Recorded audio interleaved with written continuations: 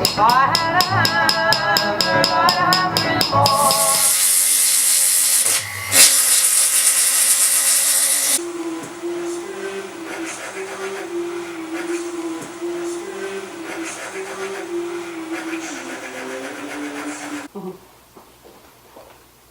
Oh my goodness, you have a lot of jewelry here. I do. I've been pretty busy lately. All, well, not all made from metal detecting finds, but all upcycled pieces of metal. Oh, that's great. Wonderful. Okay, so tell me about these gold earrings. The gold earrings are, well, they're exquisite. I was out metal detecting and I found a 10 karat gold wedding band. It was all crumpled up and mangled, so I took it home and I put it on my jeweler's mandrel. When I started to straighten the earrings out on the ring mandrel, they split exactly in half, and I thought, well, great, what am I going to do with two halves of wedding ring? But I annealed them, flattened them, textured them, soldered earring backs on them, and turned them into a Mother's Day gift for my mother. I bet she loved those. She did. Yeah, they're beautiful. They just wanted to be two pieces instead of one. Upcycled love. Yeah. Mm-hmm. So, Teresa, what's the most interesting piece of jewelry that you've made from something that you found when you were metal detecting?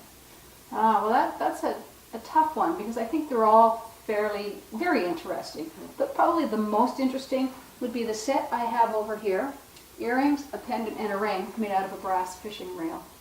You mean the part of the rod and reel that you turned, like yeah, a turning the part part? that you turn to lure in your fish. So you took that and took it apart. Took it apart with a jeweler's saw, looked at the components, cut a few little pieces out of them, soldered jump rings on them, and there you are. And you'd never think that came from a fishing reel, ever.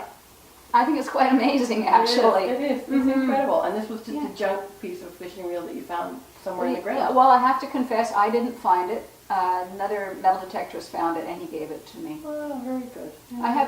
I have a few pieces that were made from items that weren't found metal detecting, and this would be one of them. This is the top of a brass door plate. The part of the door plate when above the doorknob? Above the doorknob, or a little higher, where you would push the door in and out. Yeah, so it was cut off. Somebody found those that weren't being used anyhow. My dad found them about 40 years ago at a flea market. Oh my goodness. So how did you cut it off? Cleaned it up, sanded it, cleaned up the holes in there, forged a 10 gauge sterling silver chain for it, and now it's a pendant. Wow, that's amazing. And nobody would think that came from a piece of door plate. Piece of door plate, old brass. A piece of door plate. I've named it, and the pieces that I've made out of other components of the door plate, Nehushta, which means old brass. Now, okay, that bracelet, did that already come with that design? Yes, it did. So it was part of what was on the door plate? Yes. They didn't have to even make the markings? Had to cut the door plate, yeah, heat it up so that the metal was soft, it's called annealing, and then shape it. That's amazing. It's amazing. Tell me about when you find something or you get a piece of something that you could recycle. How does that piece speak to you? Like, how do you know what to make out of it? Well, sometimes when I find a piece, it's evident. This was a key fob. It was a flat rectangle. It was the exact perfect size for a cuff bracelet. So it's basically an old keychain from a hotel. Yeah. Crown Hotel, Vancouver, BC, room 14. Oh my goodness. This is an old piece. This is from about, I think about the 1920s, 1930s. So the length and shape said, I'm happy being a bracelet. Correct, yeah.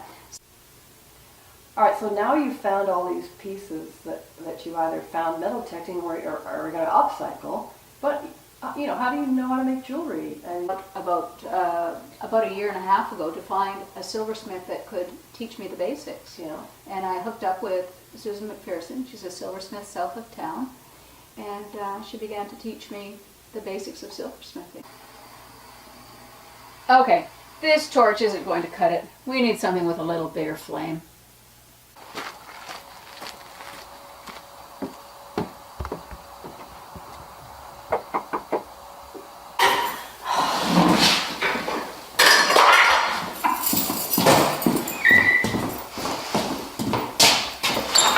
Yes? Hey, Susie, I'm working on a project and I really need some help with it. Got a few minutes today? I think so. Good, because I'm in a pinch.